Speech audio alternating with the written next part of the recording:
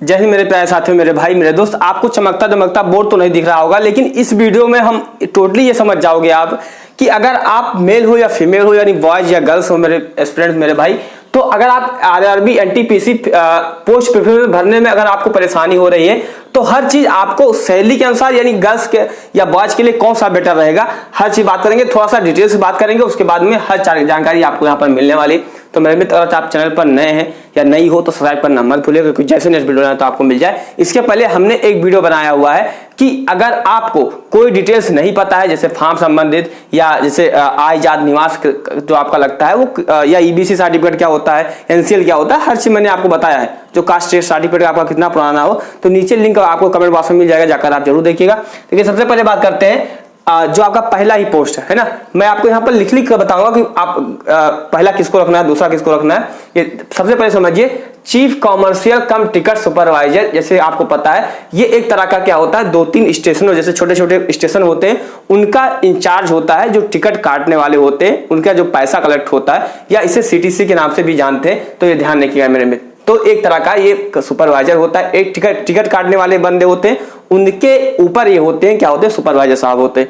तो ये अच्छा खासा पोस्ट होता है। इसमें जो पे लेवल आप देख सकते हैं, क्योंकि रेलवे ग्रुप डी में क्या होता है, ये L1 की वैकेंसी होती है। उसके बाद में जैसे L2 L3 आती है, यानी अगर मान लेते हैं कि L6 की जो वैकेंसी है वो सबसे अच्छी है ना। सैलरी के अगर हम बात करें, उसके सैलरी के अगर हम कंपेयर करें तो इसकी जो सैलरी होती है वो 35,400 रुपए होती है। वहीं जब आप HR DATA सब कुछ मिलाओगे तो मेरे में जो सैलरी बन जाती है लगभग में 60,000 के अप्रॉक्स बन जाती है स्टार्टिंग टाइम पर। फिर ये CBT फर्स्ट इसमें भी होगा, CBT सेकंड होगा, और इसमें कोई टाइपिंग टेस्ट आपका नहीं होने वाला है। वहीं अगर हम बात करें स्टेशन मास्टर के बारे में, तो स्टेशन मास्टर नाम से पता चलता है, स्टेशन मास्टर देखिए ये एक तरह का क्या होता है, ये हाफ ड्राइवर होता है ना। ट्रेन चलाने में दो लोग का बहुत भूमिका होती है।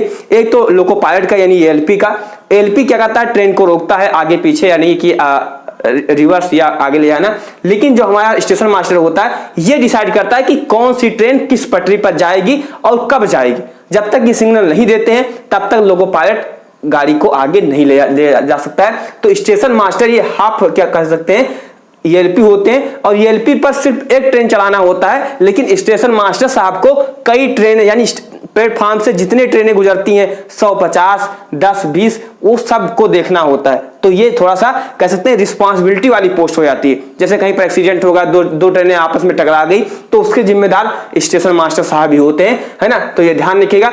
अब बात करते हैं कि अगर आप गुड्स ट्रेन मैनेजर जानना चाहते हो, जब आप देखे होंगे कभी कभी ट्रेन से जाते हैं या कहीं रेलवे क्रॉसिंग के पास खड़े होते हैं, तो एक गार्ड साहब होते हैं, व्हाइट पैंट शर्ट में होते हैं और पीछे खड़े होते हैं। ट्रेन के सबसे लास्ट वाला जो बोगी होता है, लेकिन उसमें दुख की बात यह है कि उसमें ना फैन लगा होता है, ना लाइट होती है, ना बत्ती होती है, लेकिन वो डटे रहते। तो गुड्स ट्रेन मैनेजर इन्हीं को बोलता है, यानी कि ये ट्रेन के मैनेजर होते हैं। पीछे से जब देख रहे वो टार्च, व्हाइट कलर का टार्च मारते हैं, तब LP लेकर चलता है।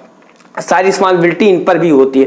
तो जो, लेकिन एक चीज ध्यान रखिएगा, सैलरी तो इसमें 29,200 है, लेकिन जैसे LP की सैलरी क्या होती है, बहुत ज्यादा होती है, सैलरी से डबल भी हो जाती है, क्योंकि इनमें लग जाता है मेरे मित्र, OT लग जाता है 2.5 से या 3 रुपए पर किलोमीटर के हिसाब से लगता है, जो भी चीजें हैं। लेकिन इनकी सैलरी तो सैलरी, उसके प्लस में आपका OT, तो लगभग में इनकी जो सैलरी हो जाती है मेरे मित्र, वो लगभग में 80 से 100 हजार तक भी हो जाती है। 70-80 हजार तो हो ही जाती है प्रॉस, ये ध्यान रखिएगा, है ना मेरे मित्र। तो इतना आपको ध्यान रखना है। गुड्स ट्रेन मैनेजर जो पीछे ट्रेन के बैठते हैं, उन्हीं को कहा जाता है। एंड इसमें भी CBT आपका होगा, CBT सेकंड होगा। इसमें क्या होगा मेरे में, स्टेशन मास्टर टाइपिंग टेस्ट आपका होगा, लेकिन इसमें कोई टाइपिंग टेस्ट नहीं, यानी 2 ही पोस्टें हैं जिसमें आपका टाइपिंग टेस्ट नहीं होने वाला है। जूनियर अकाउंटेंट असिस्टेंट कम टाइपिस्ट, ये भी ऑफिशियल वर्क है, इसमें भी आपको टाइपिंग वगैरह आपको देना होता है, और इसमें ये भी ऑफिशियल वर्क है। Senior clerk and come typist, ये भी ऑफिशियल वर्क है, इसमें भी CBT 1 CBT सेकंड होगा, और दोनों में टाइपिंग टेस्ट होने वाला है। सैलरी अप्रॉक्स में स्टार्टिंग के टाइम पर 50,000 रुपए आपको मिलने वाली है। बेसिक पे आपका 29,200 है, वो आप देख सकते हैं। लेकिन जब क्या होता है कि आप जॉब में जाते हैं तो HR अगर आपको मिलता है, तो इससे कारण इससे सैलरी आपकी इंप्रूव हो जाती है। अब बात ये आती है कि हम ये समझ चुके हैं कि कौन सा है। अब अगर आप मेल हैं तो सबसे ये, अगर आप सैलरी को ज्यादा प्रेफरेंस देते हैं, या 2 तरह के बच्चे होते हैं, एक तो क्या है उनको पैसा कमाना है, सेकंड क्या है वो क्या है फ्रेशर कम चाहते हैं। तो अगर आप पैसे कमाने वाले स्टूडेंट्स हो मेरे भाई, तो आप इन दोनों में से किसी को एक रख सकते हो। अगर देखिए इन दोनों में प्रेशर ज्यादा है, ध्यान रखिएगा, स्टेशन मास्टर में सबसे ज्यादा प्रेशर वाली जो नौकरी है वो स्टेशन मास्टर की है ना, लेकिन जो सबसे ज्यादा पैसा वाली नौकरी है वो गुड्स ट्रेन मैनेजर की है। हालांकि इसका बेसिक पे तो कम है, लेकिन गुड्स मैनेजर में क्या होता है, टाइम का कोई शेड्यूल नहीं होता है ना। लेकिन अगर आप ऑफिस वर्क चाहते हो, जूनियर अकाउंटेंट का या सीनियर का, ये तीनों ये चारों आपका क्या है, ऑफिस वर्क है। लेकिन ये जो गुड्स ट्रेन मैनेजर का है मेरे मित्र, ये ऑफिस वर्क नहीं है ना। इसमें लाइफ सिक्योर भी नहीं होती है ना, ये ध्यान रखिएगा। तो ये ध्यान रखिएगा, अगर आप मेल हैं, अगर आप पैसे को प्रायोरिटी देते हैं तो आप, मैं एक एक करके बता रहा हूं, आप इन दोनों में से कोई रख सकते हैं। बहुत सारे बच्चे क्या है 2 नंबर को पहले रखने वाले हैं, 2 नंबर को पहले रखेंगे। फिर आप इनमें से अगर आप चाहते हैं, अब कुछ बच्चे इसको देंगे या फिर इसको देंगे, तो इन दोनों में से आप किसी को दे सकते हो। मैं इसको पहले रख रहा हूं, 2 के बाद में 1 नंबर। वहीं अगर आप फिर मैं तीसरे वाले को रख रहा हूं, फिर इन दोनों में से आपको जैसे तो सीनियर क्लर्क है, ये जूनियर क्लर्क, तो इसको आपको देना चाहिए 5वें नंबर को पहले।